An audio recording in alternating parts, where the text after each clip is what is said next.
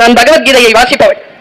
குரானை, பைபிளை, தேவார திருப்பதிகங்களை, 4000 திவ்ய பிரபந்தத்தை, கம்பராமாயணத்தை, உபனிஷதங்களை, புராணங்களை, சங்க இலக்கியங்களை, காப்பியங்களை, புத்திலக்கியங்களை, சிற்றிலக்கியங்களை, திருக்குறளை, நீதி இலக்கியங்களை வாசிப்பவள். இலக்கண நூல்களை வாசிப்பவள். வாசிச்சுட்டு ஒரு விஷயம் சொல்றேன். நம் வாழ்க்கை நமக்கு ஒரு முறைதான் தரும் வாய்ப்பை. அந்த ஒரு முறை தரக்கூடிய வாய்ப்பு மறுபடியும் வராது. You cannot step the river twice. உலகத்திலேயே அர்ப்பணமானது காலம், டைம். எது உங்களுக்கு அளிக்கப்பட்டிருக்கிறதோ அதுதான். இது பகவத்கீதையின் ஒரு மிக முக்கியமான மூல மந்திரம் இதை சொல்கிறது. இறந்து போனவன் கடவுளிடத்தில் போகிறான். கடவுள் கையில் அவனுக்காக ஆனதை வைத்திருந்தாராம். அதில் இருப்பது என்ன என்று கேட்கிறான் இறந்து போனவன். என் உயிரா? இல்லை. என் ஞானமா? இல்லை. நான் சேர்த்த புண்ணியங்களா? இல்லை. என்னுடைய மனைவி மக்களா? நண்பர்களா? இல்லை. என் அனுபவமா? இல்லை. என் பாவங்களா? இல்லை. எது இருக்கிறது கடவுளிடத்தில் நமக்கானது என்றால் நமக்கு என்று கடவுள் கொடுத்திருக்கக்கூடிய காலம், டைம். அவ்வளவுதான். அதனாலதான் இறந்து போனவர்களை தமிழர்கள் காலமானார் என்று சொல்கிறோம். அவ்வளவுதான், லிமிட்டட். அந்த லிமிட்டடான அந்த டைம்ல நம்ம என்ன செய்யறோம், எதை செய்யறோமோ அதை திருப்பி வரும். நான் இப்படி சொல்லுகிறேன், பயப்படாதீர்கள். தவறுகளை குறைத்துக் கொள்ளுங்கள், குற்றங்களை குறைத்துக் கொள்ளுங்கள். தவறுகளும் குற்றங்களும் குறைகின்ற பொழுது என்ன நடக்கும்ங்கிறத சொல்றேன். நாம் குற்றம் இழைத்தால், தவறு இழைத்தால் நமக்கு உரியவர்கள் நம்மை மன்னிப்பார்கள். ஆனால் நாம் செய்த குற்றங்கள் நம்மை மன்னிப்பதே இல்லை. அது கர்மாவாக நம்மை தொடரும். தவறுகள் நம்மை மன்னிப்பதே இல்லை, அவை நம்மை தொடரும். அதனால் குற்றம் இல்லாமல் இருக்கக்கூடிய மனநிலையில் பிரபஞ்சத்தோடு கனெக்டடா இருங்க. எது கொடுக்குறீங்களோ அதை பெற்றுக் கொள்வீர்கள். 3, சிலவற்றை ஏற்றுக்கொண்டால் மட்டுமே வாழ்க்கை மாறும். நான் என்னுடைய பிரார்த்தனையை மாற்றி இருக்கிறேன், டோட்டலி மாத்திட்டேன். ரொம்ப உண்மையை சொல்லணும்னா எதுவும் கேட்கறது இல்லைங்க. நான் கடவுள் கிட்ட தொழுகை மட்டுமே நிகழ்த்துகிறேன், எதையுமே கேட்கறது இல்லை. ஏன் கேட்கறது இல்லை தெரியுமா? 2 காரணம். நான் என்னுடைய கண்ணாடி முன்னால் நின்று நான் தொழுகையில் இருக்கின்ற பொழுது இருக்கக்கூடிய மனநிலையில் நான் பேசுகிறேன். நான் 2 வார்த்தை தான் என் மனசுல வரும். ஏதாவது அவன்கிட்ட கேட்கணும்னா, நீ கொடுத்ததற்கே நன்றி சொல்ல முடியவில்லை, இன்னும் அடுத்தடுத்து கேட்பதற்கு அஞ்சுதே என் நெஞ்சம். இதை நான் சொல்லிக்கிறேன். ரொம்ப டென்ஷனா, ரொம்ப தேவையா, மனசுல அலை மோதுகின்ற சிரமத்தோடு நான் கடவுளுடன் நிற்கின்ற பொழுது இந்த பிரார்த்தனை, இந்த வரிகளை சொல்லுகிறேன். எனது தேவை என்ன என்று படைத்த உனக்கு தெரியும். எனது தேவை என்ன என்று படைத்த உனக்கு தெரியும். என் அவசரத்தில் புலம்பி உன் அருளில் என்ன குறையும். இந்த சப்மிஷன் இருக்குல்ல, அது உங்களுக்கு மிக உயர்வான நிலைகளை தரும். நான் இதை ரொம்ப ஞானமாலாம் சொல்லல, அனுபவத்தில் சொல்கிறேன். மனம் கொதிநிலையில் இருந்தால் பெற்றோர்களை அடக்கிக் கொள்ளுங்கள். தெளிவான நீரில் தான் முகம் தெரியும். உங்கள் பிள்ளை உங்களை முகம் பார்க்கிறது. கொதிநிலையில் இருக்கக்கூடிய தண்ணீரில் முகம் தெரியாது. எனக்கு தெரிஞ்ச ஒரு மிக செலிபிரிட்டி, இன்னைக்கு ரொம்ப சோசியல் ஆக்டிவிஸ்டா இருக்கக்கூடிய மிகப்பெரிய செலிபிரிட்டி சொன்ன வாக்குமூலம். அவர் 7ஆம் கிளாஸ் படிச்சுட்டு இருக்கும்போது 10வது ரேங்க் வாங்கியிருக்காரு. அவங்க அப்பாட்ட போய் தந்திருக்காரு கார்டு. நீ 3வது ரேங்க் தானே வாங்க, ஏன் 10 வாங்கியிருக்க? மிஸ் ஆயிடுச்சு பாரு, அடுத்த முறை 3வது ரேங்க் உள்ள வாங்கிடு, உனக்கு என்ன வேணும்னு கேட்டிருக்காரு. அப்ப என்ன, நம்ம இந்த ஸ்கெட்ச் பென் தானே கேட்போம். அதுவும் 2, 3 தான் கிடைக்கும். 2 கிடைக்கல, நான் 3 கிடைக்கும். என்ன சார், அவர் 2 தான் கேட்போம், 3 கேட்டிருக்காரு. கலர் வேற சொல்லியிருக்காரு, ப்ளூ, எல்லோ, ரெட்னு ஏதோ சொல்லியிருக்காரு. ஓகேன்ட்டார் அப்பா. அவன் போய் படிக்க ஆரம்பிச்சிட்டாரு. படிச்சு முடிச்சு quarterly, half yearly exam. Friday evening பையன் வரான் வீட்டுக்கு, அப்பா இல்ல. சாட்டர்டே எல்லாம் காத்திருக்கிறார், அப்பா இல்ல. சண்டே எல்லாம் காத்திருக்கிறார், அப்பா இல்ல. கார்டு காட்டவே இல்ல அம்மாட்ட. 2nd ரேங்க் காட்டாம வச்சிருந்திருக்காரு. வேற வழி கிடையாது. திங்கக்கிழமை காலையில, அம்மா கார்டுல சைன் பண்ணணும், அப்பா இல்ல, நீ பண்றியா அப்படின்னு கேட்டிருக்காரு. டேய், வந்துருச்சா ரிப்போர்ட்? வந்துருச்சு. எப்படா வந்துச்சு? வெள்ளிக்கிழமை. ஏன்டா காட்டல? அப்பா வரட்டும். டே, நீ வேற, அப்பா புதன்கிழமை தாண்டா வருவாரு, நீ ஒண்ணு செய், இங்க வா. கைய பிடிச்சிட்டு போய், அப்பா சொன்னாருடா, நான் இல்லாத போதே என் புள்ள உன்கிட்ட ரிப்போர்ட் கார்டு கொடுத்தா. வார்த்தை முக்கியம். ரிப்போர்ட் கார்டு கொடுத்தா. என்ன இதெல்லாம் ஒரு சொல்லல, தன் மனைவி கிட்ட ரிப்போர்ட் கார்டு கொடுத்தா. போய் அந்த ஒரு இது இருக்கு வீட்டுல, கபோர்ட், அதை திறந்து உள்ள நான் வச்சிருக்கிறேன், அதை எடுத்து கொடுன்னு, வா அப்படின்னு பிரிச்சு பார்த்தா 3 பென்சில், ப்ளூ, ரெட், எல்லோ, அவன் கேட்ட கலர் வச்சிருந்திருக்காருப்பா. இதுல எங்க தெரியுமா அவர் சொன்னார் அன்னைக்கு, இந்த ட்ரஸ்ட் அப்பா சொல்லிட்டாரு, நான் செஞ்சிருவேன். இந்த ட்ரஸ்ட் அப்பாட்ட இருந்தது. நான் எப்பவுமே சொல்றது உண்டு, இந்த ட்ரஸ்ட் உங்ககிட்ட இருக்கா? பெற்றோர்கள் கிட்ட ஒரு விஷயம் சொல்ல, நான் மிகச்சிறந்த தாய் தந்தையரிடத்தில் வளர்ந்தேன். அப்படி பார்க்கின்ற பொழுது உங்களிடத்தில் இருக்கக்கூடிய பெற்றோர்களை போலதான் என் பெற்றோர்கள். ஒன்னும் சிறப்பு தகுதி கிடையாது, வறுமைதான். ஆனால் சொல்லுகின்ற சொற்களில் இருந்த தீவிரத்தன்மை, அந்த தீவிரத்தன்மை, அதனால தான் நாங்கள் வறுமையில் இருந்தாலும் 5 பிள்ளைகளும் இன்றைக்கு படித்திருக்கிறோம். அண்ணன் கேர் இன்ஜினியர், அக்கா MBA, நான் PhD டாக்டரேட், என்னுடைய தங்கை MA இங்கிலீஷ் லிட்டரேச்சர். தம்பி எம்எஸ்சி எம்டெக், அவன் அமெரிக்கன் சிட்டிசனா இருக்கான். 5 பிள்ளைகள், வறுமையின் உச்சத்தில் 3 பிள்ளைகள் சத்துணவு சாப்பிட்டு தான் வளர்ந்தோம். மாநகராட்சி பள்ளியில் தான் படித்தோம். என்ன பெற்றோர்களுடைய அறிவில் குழந்தைகளுடைய வருங்காலம் பற்றிய தீவிரத்தன்மை இருந்தது. நாங்கள் என்ன படித்தோம் எங்க அம்மா அப்பாக்கு தெரியாது. ஆனால் அந்த தீவிரத்தன்மை இருந்தது. படி படி படிச்சிரு, கேள் படி, நல்ல விஷயங்களை கேளு படி. நான் யோசிச்சு பார்க்கிறேன், இன்னைக்கு இருக்கிற பெற்றோர்களுக்கு எத்தகைய ஆர்வம் இருக்கு தன் பிள்ளைகளின் மீது. படி கேள் என்றா இல்ல, என் பிள்ளை ஃபர்ஸ்டா வந்துடணும். அப்ப செகண்ட் வருது யாரு? 10th வருது. நான் 10th ரேங்க் தான். உங்க முன்னால நிக்கல, காலேஜ் அப்புறம் ப்ரொஃபஸரா வந்து நிக்கல, உலகம் எல்லாம் போயிட்டு வர பேச்சாளர் வந்து நிக்கல. ஃபர்ஸ்ட் ரேங்க் வாங்குறது எங்க இருக்காங்கன்னு யாருக்கு தெரியும்? குழந்தைகளை குழந்தைகளாக இருக்க விடுங்கள். குழந்தைகளிடத்தில் இருக்கக்கூடிய நன்மைகளை அவர்களுக்கே தெரியாமல் கண்காணியுங்கள். குழந்தைகள் நன்மையினால் நிரம்பப்பட்டவர்கள். அதனால்தான் அதற்கு வரம்னு பேரு. குழந்தை வரம் நமக்கு தந்தோர்ல பெற்றோர்னு பேரு. நாம் வரம் பெற்றவர்கள். மிக கவனம், மிக கவனத்தோடு அந்த குழந்தைகளை வளர்க்கணும். எதையும் ஏற்றுக்கொண்டால் மட்டுமே மனநிலையில் வாழ்க்கையில் மாற்றம் நிகழும். இதை முதல்ல நீங்க தெரிஞ்சுக்கோ. இது 3வது விதி. 4வது விதி, நாம் மாறும்போது அனைத்தும் மாறும், அனைத்தும் மாறும். 5வது விதி, நேற்று இன்று நாளை ஒன்றோடு ஒன்று தொடர்புடையது. Stay positive. பாசிட்டிவ் எண்ணங்களோடு குழந்தைகளை வளர்த்திடுங்கள். இந்த ஸ்கூலை நம்புங்க. நான் ஏன் ஸ்கூலை நம்புங்கன்னு சொல்றேன்? இங்க பாருங்க, இங்க பிரின்சிபல் தி பெஸ்ட் பிரின்சிபல் சொன்னா சொன்னதுக்கு 15 நிமிஷத்துக்கு முன்னால ஒரே சத்தமா இருந்ததா? பின்னால 30 டீச்சர்கள் உட்கார்ந்து மேனேஜ் பண்ணிட்டு இருந்தாங்களா? சத்தமா இருந்துச்சா? எழுந்திருச்சு போனாரா? சத்தம் இல்ல. That is called leadership.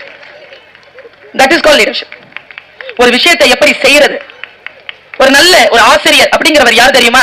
கற்று முடித்தவர் அல்ல, கற்றுக்கொண்டே இருப்பவர் தான் ஆசிரியர். கற்றுக்கொண்டே இருப்பவர் ஆசிரியர். பேருக்கு அர்த்தம் சொல்றேன். ஆசனா குற்றம், இரிதல்னா களைதல். குற்றங்களை களைபவர்கள் ஆசிரியர்கள். எங்க தப்பு இருந்தாலும் திருத்தி கொடுத்துருவோம். திருத்தறதுக்கு உங்களை மடியணுமே நீங்க.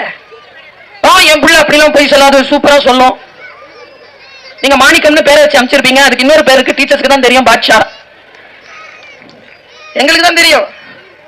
4 பேரோட சேர்ந்துதான் என் பிள்ளை கெட்டு போச்சு. நானும் 25 வருஷமா தேடுறேன் அந்த 4. அப்புறமா தான் கண்டுபிடிச்சேன் அந்த 4த்துக்கு லீடரே இதுதான்.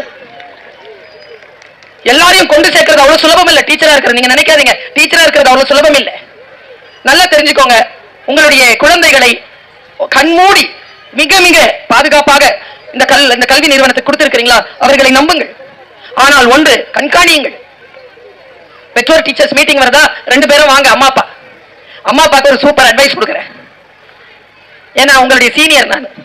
எனக்கு ஒரு பையன் இருக்கான், யூடியூப்ல நான் பேசிருக்கோங்க, எல்லாருக்கும் தெரியும். 800 கோடி மக்களும் ஒண்ணு, இவன் ஒண்ணு எனக்கு 2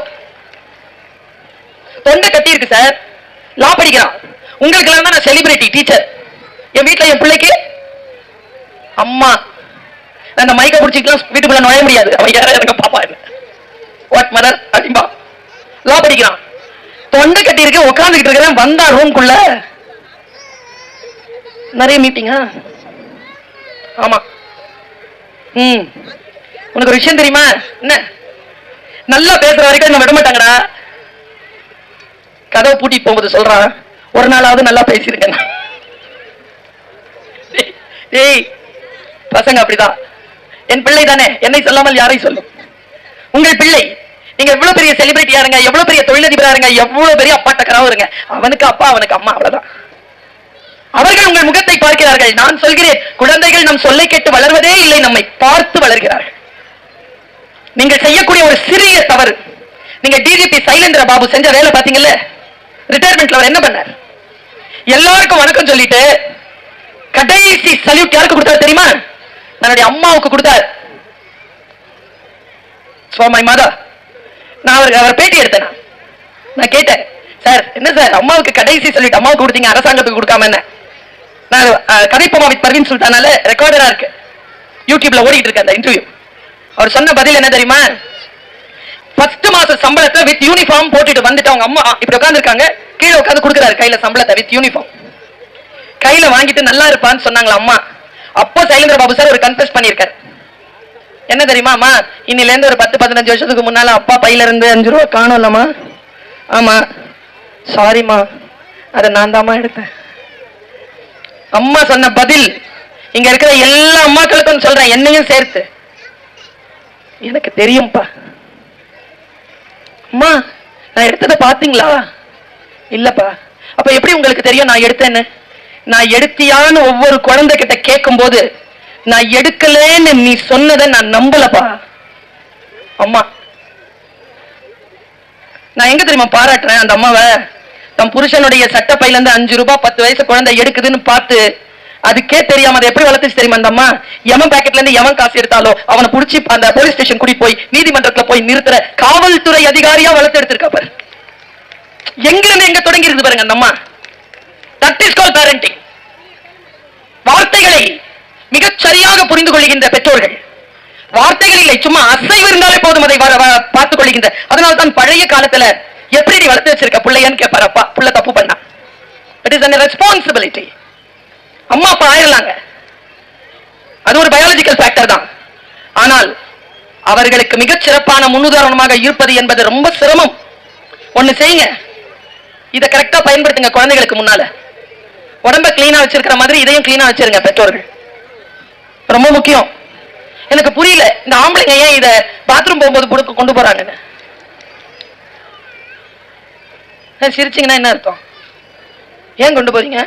நான் ஒரு சைக்காட்ரிக் கிட்ட கேட்டேன், இந்த ஆம்பளைங்க எல்லாம் ஏன் இதை கொண்டு போறாங்க பாத்ரூம்? நான் சொன்ன பதில் என்ன தெரியுமா? பயமா, தனியா போக. நான் சொல்லட்டுமா? தனியா போகலாம் பயம் இல்ல, இத தனியா விட்டுட்டு போக பயம். கைத்தட்டியவர்கள் எல்லாம் பாதிக்கப்பட்டவர்கள். கிளீனா வச்சிருங்க, வீடு தானே. வீட்டிற்குள் இருக்கக்கூடிய விஷயங்களை மிகச் சரியாக வைத்திருங்கள். குடும்பம் என்கின்ற நிறுவனம் மிக முக்கியமானது. அதை இறைவன் நமக்கு கொடுத்திருக்கிறான் என்ற பொழுது அதை மிகச் சரியான அளவில் வைத்திருப்பது. இப்படி சொல்றேன், உங்களுடைய குழந்தைகள் உங்க பக்கத்துல இருப்பாங்க.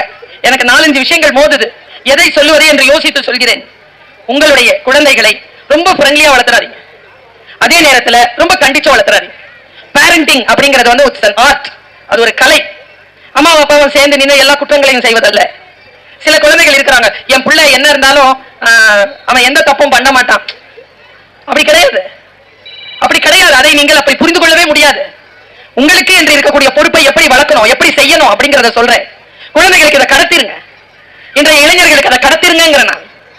நான் முடிந்த அளவு கடத்தி கொண்டு வருகிறேன். ஒரு இடத்துக்கு நான் பேச போயிருந்தேங்க, சிம்சோன் கதையை சொன்னேங்க ஒரு பையனுக்கு. அந்த வளாகமே அந்த பையனுடைய அப்பாவுடைய தான். அவங்க அப்பா இறந்துட்டார், கையெழுத்து போட்டு மேனேஜ்மெண்ட் வாங்கிருச்சு. அந்த பையன் வந்து filthy rich, சரியான பணக்காரன். 12th படிக்கிற பையன், எந்த ஸ்கூல்ல சொல்ல மாட்டேன், ஃபார்ச்சுனர்ல தான் வருவான். ஷர்ட்டே வந்து 3000 ஷர்ட், கால்ல ஷூலாம் அடிடாஸ் தான். எப்பவுமே கையில பணம் வச்சிருப்பான். அவங்க அம்மாவுக்கு இவனோட சேர்த்து 3 பிள்ளைங்க. அந்த டீச்சர் என்கிட்ட ஒரு விஷயம் சொன்னாங்க, மேடம் எல்லாம் சரி மேடம், எங்களுடைய அந்த நில ஓனருடைய பையனால மட்டுமே இந்த வாட்டி நாங்க 100% வாங்க மாட்டோம்னு நினைக்கிறோம் மேடம்னு சொன்னாங்க. சத்தியமா இது நடந்தது. அந்த பையன் மீட்டிங்ல இருக்கிறானான்னு கேட்டானே, ஆமா இருக்கிறான்னு சொன்னாங்க. நான் அந்த பையனை பார்க்க விரும்பல, அந்த பையனை உள்ளே இருக்க சொல்லுங்க. நான் பேசினேங்க, அந்த குழந்தை கேட்டுச்சு. என்ன பாக்குறதுக்கு அந்த பையன் வந்து பிரின்சிபல் ரூமுக்கு வரல. என் கார் அப்படி போகுது, வெளியில போகுது, வாசல்ல நிக்கிறான். இந்த கை இருக்குல்ல, 2 கை இல்ல எடுத்துட்டு கண்ணை இப்படி தொடச்சிட்டு நிக்கிறான். நான் கார் வெளில போகுது, இப்படி ஒரு கும்பிடு போட்டான். நான் மனசுல நினைச்சிட்டேன், அந்த மூங்கில் காடு புல்லாங்குழல் ஆயிட்டுச்சு, அது இனிமேல் தப்பு பண்ணாது. அது உள்ள ஏதோ ஒன்று விழித்து கொண்டது. அவன் அழுது எனக்கு ஒரு கும்பிடு போட்டான் பாருங்க, அவன் ஏதோ ஒண்ணு புரிஞ்சுக்கிட்டான். சொற்கள் குழந்தைகளுக்கு புரியணுமே, புரிகிற அளவுக்கு இருக்க வேண்டும் என்றால் நாம் எத்தகைய சொற்களை அவர்களோடு பேசுவது, அந்த விஷயங்களை எப்போ கொடுக்கிறதுன்னு தெரியணும். நம்முடைய புராண இதிகாச இலக்கியங்கள், நம் கவிதைகள், இவையெல்லாம் நமக்கு ஏதோ ஒன்றை சொல்லி தந்து கொண்டுதான் இருக்கிறது. நமக்கு தான் காதுகள் சரியாக இல்லை. காது இருக்கின்றவர்கள் கேட்க கடவீர்கள் என்று சொல்வார்.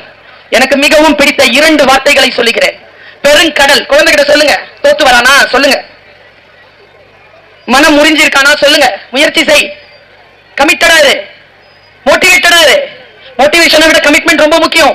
உற்சாகத்தை விட மிக முக்கியம் அர்ப்பணிப்பு. அர்ப்பணிப்போட இரு. எங்க இருக்கு நம்ம கிட்ட அர்ப்பணிப்பு? நான் கேட்கிறேன். நான் ரொம்ப முக்கியமான விஷயம் பேசிட்டு இருக்கிறேன். நான் எந்த குறிப்பையும் பார்த்து பேசல, மிக முக்கியமான விஷயத்தை பேசுறேன். மகாபாரதத்துல ஒரு காட்சி, என்ன அசைச்சு போட்ட ஒரு காட்சி. இன்னைக்கு பிள்ளைகளிடத்தில் பணிவு இருக்கா? நான் கேட்கிற பணிவு இருக்கா? முதல்ல டீச்சர்ஸ் எல்லாம் வருவோம், வந்த உடனே பிள்ளைகள் அப்படி நகர்ந்துக்குவாங்க. நகர்வாங்களா இல்லையா சார்? இப்ப நகர்றாங்களா சார்? நாம நகர்ந்து போறோம், இப்படியே தான் போதும். அப்பா அப்படின்னாலே பதறுமே நமக்கு. இப்ப பதறுதா இருக்காது? ஏ டேட் ப்ளீஸ் ஆர்டர் ஒன் பீஸா. முதல் வார்த்தையை கெட்ட வார்த்தை அந்த சாப்பாடு. எங்க போச்சு நம்முடைய பண்பாடு மரபு? நான் இந்த வார்த்தையை சொல்றேன், எப்படி நாம் அர்ப்பணிப்போடு இருப்பது, எப்படி பணிவை காட்டுவது என்பதற்காக சொல்லுகிறேன். ரொம்ப முக்கியமான ஒரு கருத்து. நான் ஒருத்தர் உட்கார்ந்துட்டு இங்க போட்டோ பிடிச்சிருக்காரு. சார் பொருட்காட்சியா சார் இது? என்ன செய்யறது, பெரியவர்களையும் மிரட்ட வேண்டியதா? பஞ்ச பாண்டவர்களை கொன்றதுக்காக போறாங்க அஸ்வத்தாமன். உப பாண்டவர்களை கொன்னுறான். உப பாண்டவர்களை கொன்ன உடனே அவனுக்கு பெரிய சாபம் வந்துருது. இந்த அஸ்வத்தாமனால என்ன பண்றது, இவங்களெல்லாம் கொல்லணும்னா என்ன பண்றதுன்னு துரோணாச்சாரியாருடைய பையங்க அஸ்வத்தாமன் இறந்தான் என்பதற்காக தன் கழுத்தை தானே அழுத்திட்டு சாக வைத்த தர்மனை அந்த கிருஷ்ணனை எல்லாரும் கொல்லணும்னு முடிவு பண்றான். நான் ஒண்ணு சொல்றேன் பாருங்க, எல்லார்கிட்டையும் எல்லோரையும் அழிப்பதற்கான ஆயுதம் இருக்கு. அது செல்லுபடி ஆகுமா செல்லுபடி ஆகாதான்றதை நாம தான் முடிவு பண்ணணும். நம்ம கிட்ட இருக்கு அந்த ஆற்றல். எவ்வளவு பெரிய பவர்ஃபுல்லான ஆட்களாவது இருக்கட்டும், அந்த பவர் நம்மளை தாக்கணுமா இல்லையான்னு நான் தான் முடிவு பண்ணணும். ஏன்னா ஐ எம் மோர் பவர்ஃபுல்னு நீங்க நினைக்கணும். அந்த பவர்ங்கிறது என்னதுன்னு அந்த ரகசியத்தை சொல்லிட்டு போறேன். அவன் வராங்க அஸ்வத்தாமன், பஞ்ச பாண்டவர்கள் அப்படி நிக்கிறாங்க. அந்த பெரிய சேனை நிக்குது, கிருஷ்ணன் நிக்கிறான். என்ன தெரியுமா சொல்றான், இதுக்கு பதில் சொல்லுங்கடான்னு ஒரு அஸ்திரத்தை விட்டான் பாருங்க. அந்த அஸ்திரத்தின் பெயர் நீங்க போய் தேடி பாருங்க, நாராயண அஸ்திரம். நாராயண அஸ்திரங்கிறது உலகத்தை அழிச்சிடும். அந்த நாராயண அஸ்திரத்தை இல்லாமல் ஆக்கினாங்க கிருஷ்ணன். ஆச்சரியமா பார்க்கிறேன் நான் கிருஷ்ணனை. ஏன் அவனை அவ்வளவு கொண்டாடுகிறார்கள்? ஏன் அவனை கடவுள் என்று சொல்கிறார்கள்? என்ன இருந்தது அவனிடத்தில்? பாருங்க, என்ன குணம் பாருங்க. ஒன்னு சொன்னா, நாராயண அஸ்திரத்தை ஜெயிக்க முடியாது, எல்லோரும் பணிந்து கொள்ளுங்கள். பஞ்ச பாண்டவர்களையும் பணிய வைத்தான், எல்லா சேனைகளையும் பணிய வைத்தான், தானும் அதற்கு முன்னால் பணிந்து கொண்டான். எதை வெல்ல முடியாதோ அதற்கு முன்னால் பணிந்து கொள்வது என்கின்ற அறிவு, ஞானம் கிருஷ்ணர் மூலமாக நமக்கு கிடைக்குது. நம்ம எல்லாருமே பணிஞ்சோமா இல்லையா? கொரோனாங்கிறது சின்ன வைரஸ் தானே, வெளில போனவெல்லாம் சேர்த்தான். பணிந்தவர்கள், அடங்கினவர்கள். எதற்கு அச்சப்பட வேண்டுமா? அஞ்சுவது அஞ்சாமல் பேதமை. எதற்கு அஞ்ச வேண்டும் அதற்கு அஞ்ச வேண்டும். அஞ்சுவது கூட ஒரு ஆயுதத்தை செயலிழக்க வைக்கக்கூடிய சூட்சுமம். நான் சொல்லுகிறேன், வெறும் எதிர்த்து நிற்பதல்ல, எதை எதிர்த்து நிற்கிறோம் என்ற தெளிவோடு எதிர்த்து நிற்கிறோம். உங்கள் அத்துணை பேருக்கும் என்னுடைய நன்றியும் வணக்கமும் பாராட்டும். உங்களை மீண்டும் சந்திப்பதற்கு நான் காத்திருக்கிறேன். உங்கள் குழந்தைகளை குழந்தைகளாக இருக்க அனுமதியுங்கள். சிறகை விரித்து அவை பறக்கட்டும். நான் சிறகை விரித்த பொழுது நான் சிட்டுக்குருவி போல்தான் இருந்தேன். விரிய தெரிந்து கொண்டேன், நான் சிட்டுக்குருவி இல்லை, நான் ராஜாளி. நான் பறந்து கொண்டிருக்கிறேன். உங்கள் பிள்ளைகளும் சிறகை விரித்து பறப்பதற்கு முயற்சி செய்யட்டும். நீங்கள் அதற்கு உதவி செய்யுங்கள். அவர்களும் ராஜாளிகள் தான். வாருங்கள், அனுமதியுங்கள், பறக்கட்டும். நானும் பறந்து கொண்டிருக்கிறேன், நீங்களும் சேர்ந்து பறந்து பாருங்கள். அங்கே சந்திப்போம். நன்றி, வணக்கம்.